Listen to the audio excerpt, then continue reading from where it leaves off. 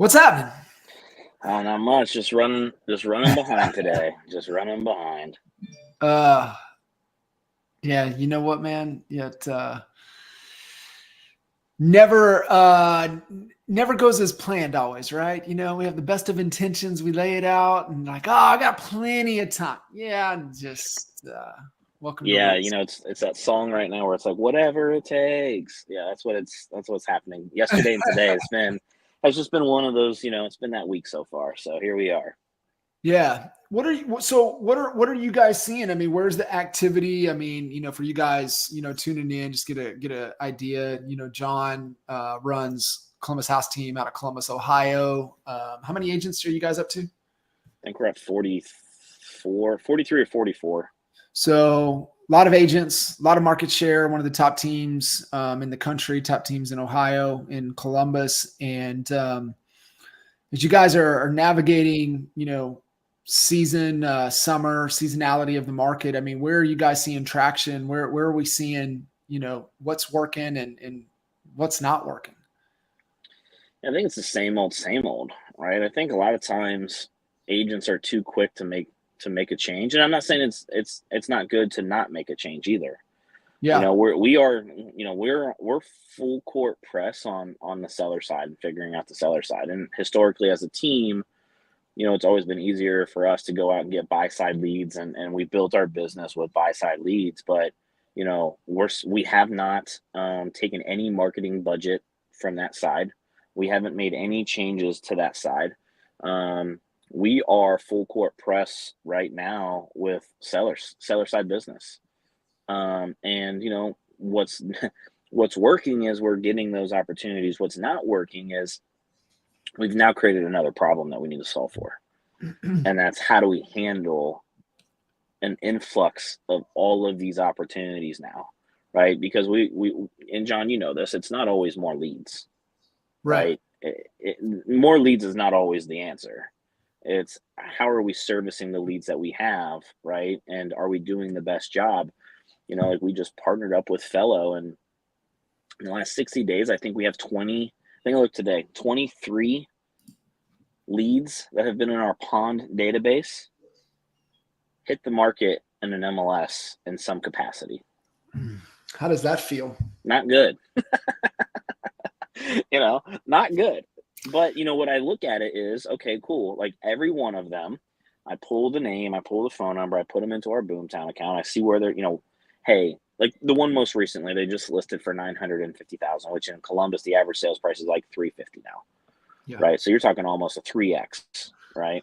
And it's not that we haven't reached out. It's just our VAs have done the reach out, and we've emailed, but we've never built any form of communication with this person in our database. And to be fair, like we didn't have their phone number. We only had their email access. And so we're not going to get every one of those. But for the majority of those opportunities that are just sitting in our pond, and it just comes down to whether or not we make the calls and the texts and the emails.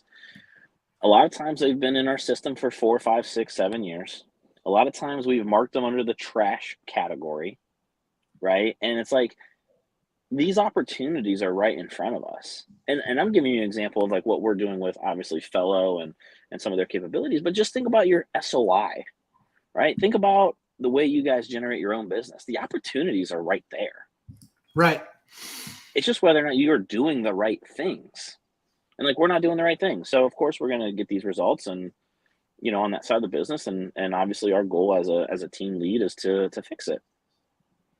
So what are the right things? Because I think, with the, from a database perspective and being able to focus and go all in and on the activities that really matter. What are you guys seeing when it comes to the database and database management and database turnover? What are we seeing as best practices right now? You better have consistency around reach out, and you better craft messages that will actually get conversations, right? What is that? What are messages that are getting people to engage? You can't just be calling and following up and saying, how's the home search going, right? Yes, you can do that from time to time, but like for the last, I don't even know now, this is June, so 8 months, our virtual assistants have been pounding the database with low interest rates from new builds. And it's just this simple. Like we just rolled one out yesterday. We have a builder in our market. It's for very specific homes within specific communities. But we just say, hey, we've partnered up with a builder in our market. They're offering 4.5% interest rate right now. Have you ever considered new construction? Mm. Because they're seeing 6.5%, 7% interest rates. And if I can, and I'm not saying it's going to work for everyone. It's like back in the day, the guaranteed sale, right? The idea is to have a conversation to see if it fits the program. I'm not promising that the lead is going to get the 4.5%, right? But if we go back to another way, right? Hey, we potentially have an off-market opportunity coming up for sale on our team. No listing agreements have been signed. Are you interested in off-market opportunities? Of course, they're going to say yes. Great. Then you start the conversation. Awesome. Like, tell me a little bit more so that way I know, as we continue to do deals and we continue to talk to homeowners, what exactly are you looking for? Because, we've shared this stat on here a couple months ago or a month ago, whenever it was. And I just shared it today at the speaking event. 50%, NARStat 2023, 50% of all buyers want their agent to find them the right home. Mm-hmm. Right? So, hey, John, just curious, are you only interested in on-market houses that are for sale, or are you open to off-market houses that are for sale? Right? Another way to reach out. Calling about a new listing that just hit the market. Scrub your database. Doesn't matter if it meets their criteria or not. It starts the conversation. That's it. You got to get engaged. You got to go to a conversation. Yep. Yes. Think about, let's just say price reductions. We're having price reductions. Days on market are increasing in our market. Nothing crazy, but they're going up, right? Price reductions are happening. Are you calling through your database to let them know that, hey, in the last 24 hours, we've had 50, I'm making these stats up. We've had 50 listings on our market do price reductions of $10,000 or more. Would you be interested in getting that list? Of course. Yeah. You got to use a percentage, right? You can just say, hey, we're seeing an increase in price reductions of 10,000 or more in our marketplace. Would you be interested in being notified of those? Right. Just anything. Our stat, original list price to sold price, is 98% in our MLS. Hey, if I could show you how to save 2% on purchase price, is that something that you'd be interested in? Right. Just like if you were drowning and I threw you a life preserver, would you grab it? Right. Let's have a conversation. Let's find out, a little bit deeper to where you want to go and what your guys are trying to accomplish. And then you can get into the next phase of conversion, because that's originally what you're talking about is like, you're talking about engagement. So, obviously if we create traffic and we create opportunities, now we have to engage in those opportunities that lead to what? A conversation. Yeah. And you just got to engage to get them to, let's talk, because we know the connect rate is low. It's way low on connect rate on dials to anything. Being able to have that. And it's just a different game. Do we still want to make those dials? Yes. Do we still want to, leave voice messages, do things that we can, right, to crew, but it's all about engagement, man. It's just engage to have a conversation. Yeah. And I think for most, and that's what I'm hearing from you, that's the biggest choke point that you guys have right now is engagement to conversation. Is that the biggest constraint that you guys are seeing in your business right now? Yeah, I think that, because again, how we built our business, and this is for any real estate agent, right? Like, none of us actually like prospecting. I mean, there are a couple weirdos out there that do like making 1,000 calls a day, right? Like, there are people that are ISAs and that's just like what they do. But the biggest thing is just the consistency. Yeah. Right. I mean, because if you're consistent, I'm just that guy that's like, just put in the work and the results will happen, right? Like, yes, there's ways to be a little bit more efficient. Yes, there's, conversation tracks to convert a little bit higher percentage, but for the most part, it is what it is, or it's going to be what it's going to be, right? Right. And it just comes down to whether you or not you're putting in enough upfront effort to get the back end results. And so, John, to be honest, like you're still dealing with people in this market that still got in 2021, 2020, 2022, when business was easy, and they're still latching on to this idea that prospecting is an easy thing. Yeah. And we're getting back to the market where, like I was just talking to an agent. He's like, I've had 7 buyers put their home search on hold today, so far this year. Like, that's real. He's been licensed for 1 year. And so it's how do you have those conversations with those 7 buyers so only 3 continue to put it on hold and 4 become a buyer again? Right? Like, Yeah. what are the questions that you're asking? Are you diving deeper into motivation? But the biggest thing for us is just, and probably forever will be the answer, is just consistency on the prospecting side. Yeah. And I think I want to keep emphasizing this. When you say the word prospecting, to me, it's doing anything and everything to engage that leads to a conversation. Yeah. And, focusing in on number of conversations. And I think it's number of conversations that you make an offer. So you look at, okay, well, how many 1-minute conversations did we have that we didn't even get to make an offer on? So it's like, man, hey, I had 15 conversations today. Great. Out of those 15, how many did you get to make an offer?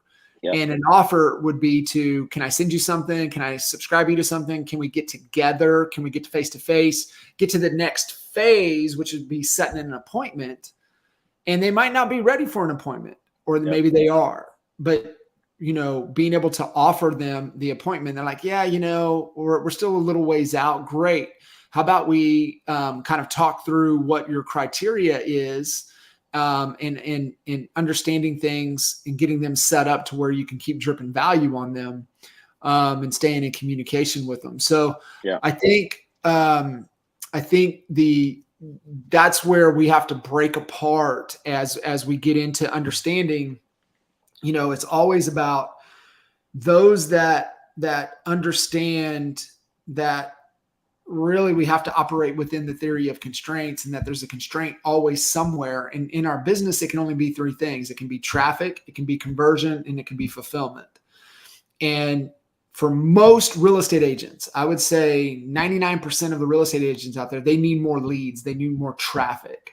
Yeah. I think you guys have that really well. You have a database, you have a massive database. So you have an opportunity of database turnover opportunities that you guys can go through and engage. So I think where y'all's constraint is the constraint on conversion. And then I think you have to break apart, okay, well, we're talking about what are all the conversion points in the process. And the conversion point for you guys is leads into the database, new contacts, new phone numbers added into the database. And then out of that, we have engagement that leads to, wanting to be able to engage back and forth with us, and then engage back and forth with us to having a conversate to, to an appointment to being able to articulate our value and get them agreed to sign to do business with us. Yeah. Those to me, conversion points along the path. So you got to know where you're getting hung up there. And then the other thing is, okay, well, what is my fulfillment? Meaning I'm keeping the promise that I'm making to them, and being able to, once they either sign a listing agreement or a buyer rep agreement, that I help them achieve whatever their goal was, why they reached out to us, or why they were willing to meet with us in the first place. What is their goal? Yep. And then that's the fulfillment, right? And I think fulfillment then is also getting them the result, but also making sure that they have an experience that's going to build lifetime value.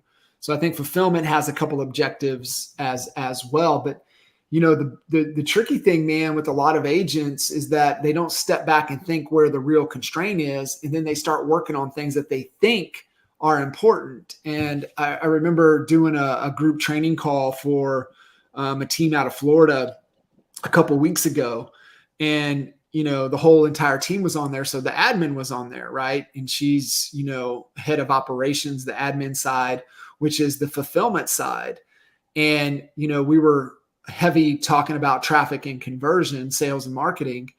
And she's like, well, I want to bring this up to make sure that we talk about this. And I said, yeah, that's equally as important. I said, but understanding contract, understanding that. I said, it doesn't matter if you ain't got anybody to put them through. Like right things, right order, solve the right problem first. And if you understand and operate in the world of the theory of constraints, is that there is always a constraint. And so it's like the people that have traffic problems, and this is why y'all don't have a traffic or a demand problem. You have a conversion problem, is that, for those that don't have that do have a traffic problem, like, dude, I just need more leads. I need more opportunities. Okay. I'm going to give you 1,000 opportunities today. Guess what? You no longer have a traffic, right? You no longer have a traffic challenge. You have a conversion challenge. And then it's like, okay, well, what part of my conversion? Well, I'm having a problem of how to communicate and engage with all these people. Okay, well, let's solve for that. And then it's like, okay, well, now I'm having a lot of conversations, and then I'm now setting a lot of appointments. So now you haven't being able to meet with people or pushing people too far out, right? Like, so you have a different conversion problem. But that's the understanding of where the kink in the water hose, where the kink in the constraint is. And it's so important because as we're navigating here into halftime of this season of the year, it's like, I need to make sure that my strategy is dialed in and on point for me to win the second half of the year. And really, to win the second half of the year, you've got to win the next 90 days. Yeah.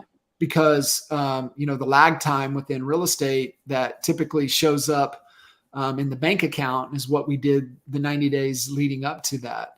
And so I cannot emphasize enough, right? So we're talking about strategy. A good strategy solves the right problem. A bad strategy doesn't even identify it. Like, what is your biggest problem? Is that really the problem? And they're like, it's just broad, but it's like, is that really bringing it down to the real issue and identifying what the real constraint is? Because if we solve that domino, then everything else takes care of itself. What is that one domino for you right now? And if you fixed that and you only focused on that over the next, maybe it's a 30-day solution, maybe it's a 60-day solution, maybe it needs 90 days. But if you focused on that one thing, if you moved that one variable, it would make everything else easier. So that would be my challenge to everybody listening in to this, is like, what is the one variable? Like, if we remove the constraint around and we grow this metric, does that make everything else easier? Yeah. And that's the thing that Ryan and I were talking about today. It's like, how do we avoid, and we look at it two ways, right? How do we avoid these 23 slipping through the cracks, right?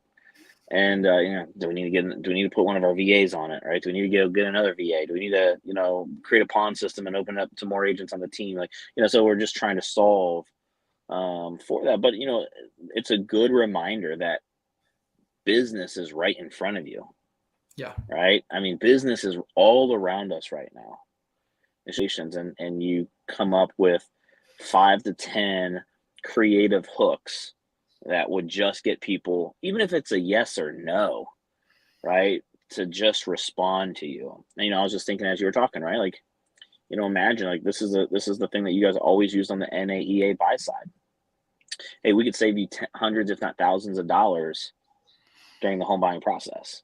What if you could just say, hey, if I could save you $10,000 as you go through the process of buying your home, would that be of interest to you? Right?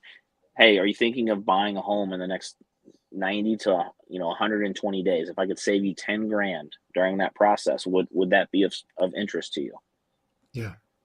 I mean, think about it, right? Like, it doesn't mean that they're getting 10 grand at time of closing, but think about it, right? Maybe you negotiate for closing costs. Maybe you ask your lender to do a credit for interest rate buy down, right? Maybe you go to your home inspector and they give a discount, maybe, as I was thinking, like, shit, that might be something that we roll out, right? Because at the end of the day, I truly believe, right, through our partnerships and through our negotiation skills and all of those things, that I probably could save a client $10,000 over the process of them buying a home and having home ownership.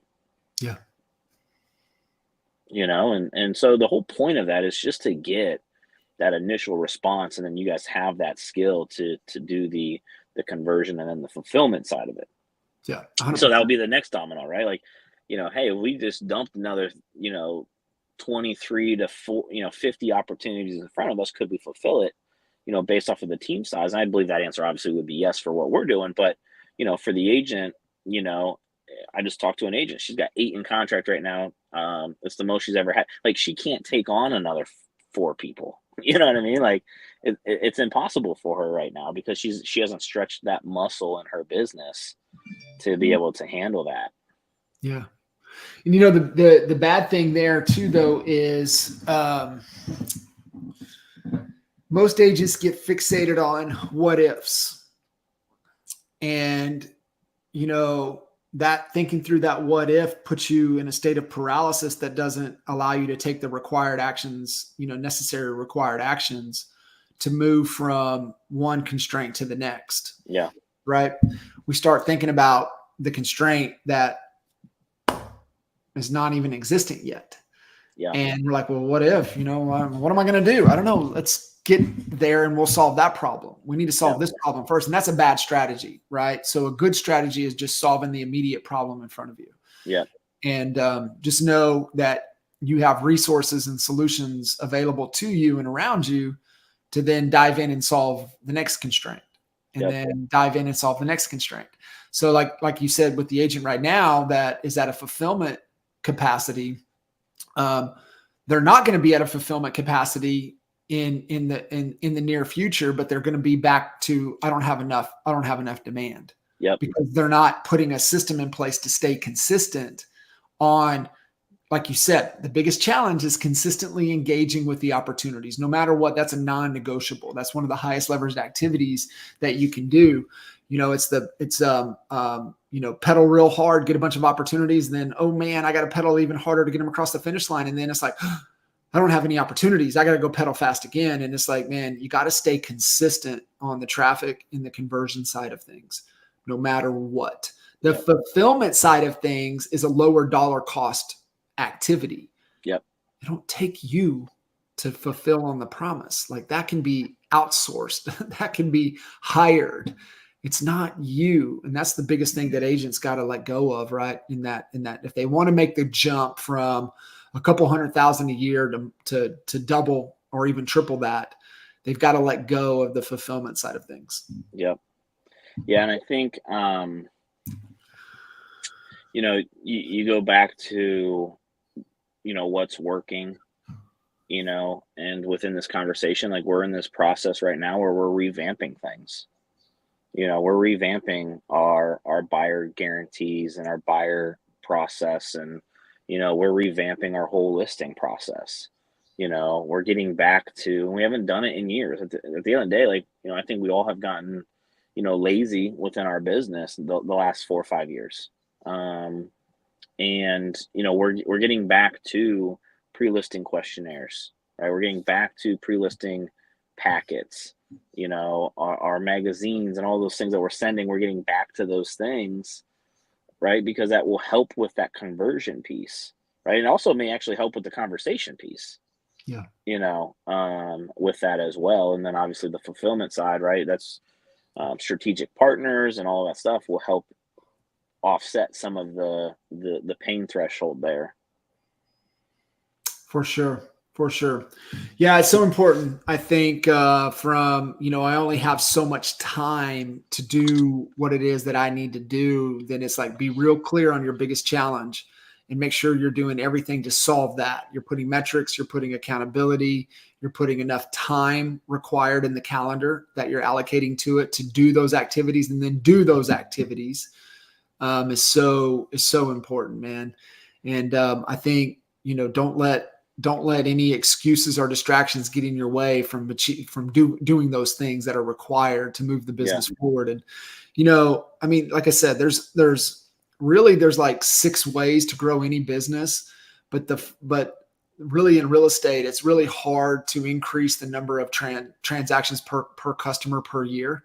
Meaning, usually it's one it's going to be a few years before they do anything else. You'll run into some investors that'll do multiple. If you're like, you got a builder client, it's a little bit different, but for the most, it's real hard to influence that.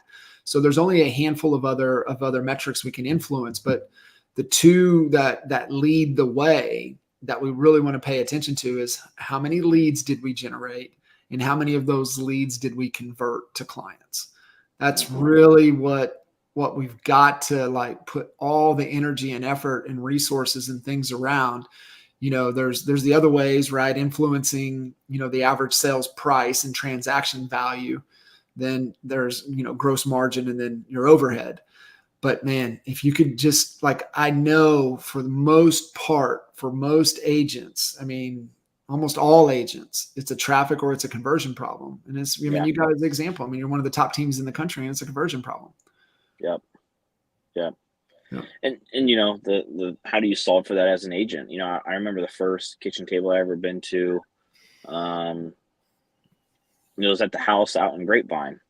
And, Renee was asking, like, John, like what over all of the people that you've seen in the industry, the rooms that you've been in, what's the one thing, right? Because we all want the one thing, one thing that separates the elite, the high successful, individual agents or teams. And you said it comes down to discipline. That's it. So, if you guys are busy right now, right, and you're not it's discipline. Right. It's priorities. You're either, lack of lead generation and prospecting is because it's a lack of it being a priority right now. Yeah. There's no discipline around it's not a priority. It's not important to you. Right. Yeah. It's not a big enough priority. And, just, to understand the definition of discipline is keeping the promise that you make to yourself and you do it even on the days you don't want to do it. That's discipline. Yep. And so like if your goal is 100,000, take home, well, how many homes do you need to sell given your current structure? And then what is required from clients, appointments, conversations, leads, to be able for that to be true. And what do I need to do on a daily basis in order, for that to happen? And then you just do it, even when you don't want to do it, even when you don't, if your goal requires you to have 2 conversations, making an offer to either meet with you or do something per day, then just do the 2 things. Yep. And utilizing, the, damn blueprint that we do these calls all around. I mean, just follow the process and figure out what is within your control that you've got to do on a daily basis and just do it, even when you don't want to. 100%. Good stuff, brother.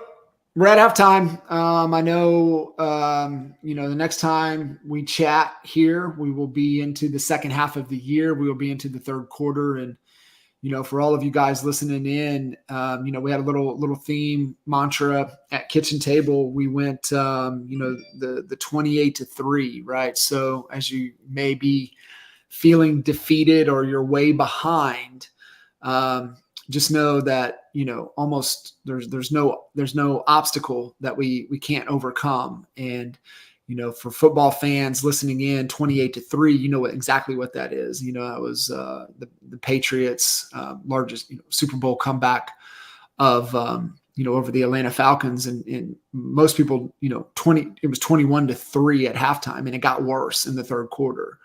And there's 3 minutes to go in the third quarter. It was 28-3. And, able to come back and tie it up and win it in overtime. But like, there's always a way.